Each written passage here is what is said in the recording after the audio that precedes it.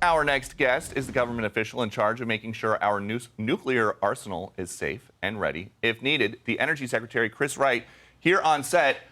Secretary Wright, you came with some breaking news this morning. Because of the shutdown, you guys are furloughing some more of the contractors in charge of safeguarding the arsenal. Is that safe?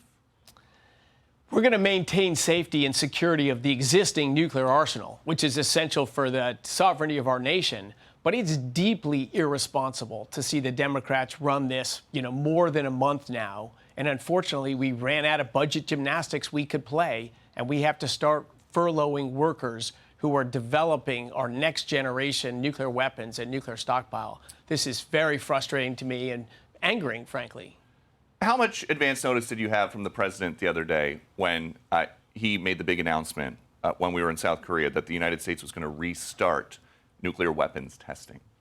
Well, he's clearly been concerned about the United States being the preeminent military power in the world. I mean, that's the only way we can guarantee peace abroad and prosperity at home. And so he hears announcements, he sees what's going on in the world, and I think he wants to communicate to everyone, America will lead. We will do whatever it takes to lead. It's funny because when you came on with the cabinet, President Trump was talking about how he needed you as the energy secretary because you're a genius who is going to lower energy prices in the country. Very sought after executive. Did you think, when that's how things start, that you would have to be dusting off the test nukes so soon? Well, I knew that modernizing our nuclear stockpile was a critical priority. A lot of our weapons are very old. And President Trump has been adamant about we have to be at the forefront. We need to be ahead of our adversaries, and we need to keep our weapons stockpile modern and upgraded. So I knew I would be working on this modernization program that's going on. Again, unfortunately, with some wrinkles right now with the furloughs. And if we don't get this government open, there's going to be bigger ramifications in slowing down the modernizing of our nuclear stockpile. But is he passionate about keeping us in the lead militarily? Absolutely he is. And I think people have a lot of questions about how this is all going to work. You mentioned that a lot of the nuclear weapons are older. The last time the U.S. did a nuclear test, I was 5 years old, so I had to Google this. It was at the Nevada National Security Site underground. Is that where these new tests are going to be? I think the tests we're talking about right now are system tests. These are not nuclear explosions. These are what we call non-critical explosions. So you're testing all the other parts of a nuclear weapon to make sure they deliver the appropriate geometry and they set up the nuclear explosion. And so this is not something where as soon as they... And how long is it going to take to get these systems ready for a test? We've been working on this. President Trump has been constantly pushing and asking, how is our modernization efforts going? What do you need? How can I further accelerate it? Do you have the funding you need? We got some additional funding in the One Big Beautiful Bill, thanks to the president and the Republicans in Congress. And now, of course, he's deeply concerned about this shutdown, where we have to start furloughing workers who are doing this critical effort. So this is not something where people who live in the Nevada desert should expect to see a mushroom cloud at some point. No worries about that. No worries about that. And is this, you're talking about modernizing the weapons. Are the tests going to be to the existing stockpile that has been in there for 30 plus years, or are we testing new systems? Yeah, the testing that we'll be doing is on new systems. And again, these will be non-nuclear explosions.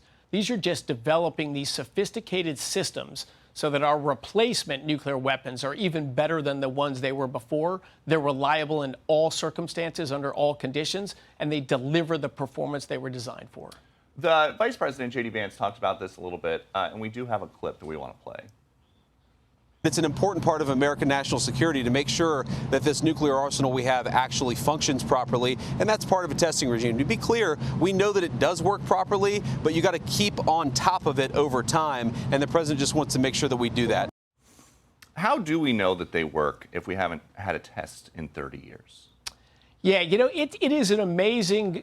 Our national laboratories, which are really the birthplace of artificial intelligence, some of the great computation advances you're seeing now, they've been in our labs for years. The U.S. actually has a great advantage. With our science and our computation power, we can simulate incredibly accurately exactly what will happen in a nuclear explosion. And we can do that because in the 70s, 60s, 70s, and 80s, we did nuclear test explosions.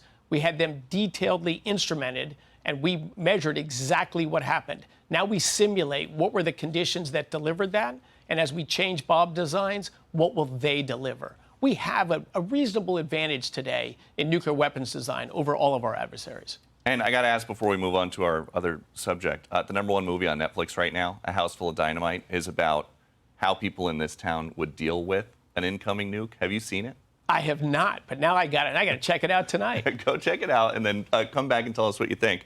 I do want to ask you about this. A big part of the president's agenda, he wants to be a global leader for AI. Big companies are building data centers everywhere, but that requires a lot more energy than we have right now. And the grids, it seems like, are getting kind of stressed. When will we have enough energy to be an AI powerhouse? It will go in parallel. We are bringing energy on the grid today. Some of it is new power plant construction. That takes time. So those will come on. But there's a lot of just bad policies from the Biden administration that said, yes, you have that power plant there and it can produce power, but you're only permitted to run it 40 days a year because of our climate rules. So last summer, I was able to waive some of those regulations to prevent blackouts. We would have far more blackouts and even higher power prices if we had continued the trajectory of the Obama and Biden presidencies. They really were digging us into a hole. You go to Germany, go to United Kingdom, and see 40 cents a kilowatt power. That's the trajectory we were on. And of course, you can't win the AI race with that. But there's some creative ways that we will bring many gigawatts of power on just in the next few months, tens of gigawatts in the next year or two. And we will stay in the lead in the AI race if we don't have other things get in our way and blow it. But boy, if President Trump had not won the re-election, China would be the gold and silver medal in AI, but not under this administration. All right. Energy Secretary Chris Wright, thank you very much for being here. Thanks for having me, Peter. All right, of course. Great to see you. Hey, everyone. I'm Emily Campagno. Catch me and my co-hosts Harris Faulkner and Kaylee McEnany on Outnumbered every weekday at 12 p.m. Eastern, or set your DVR. Also, don't forget to subscribe to the Fox News YouTube page for daily highlights.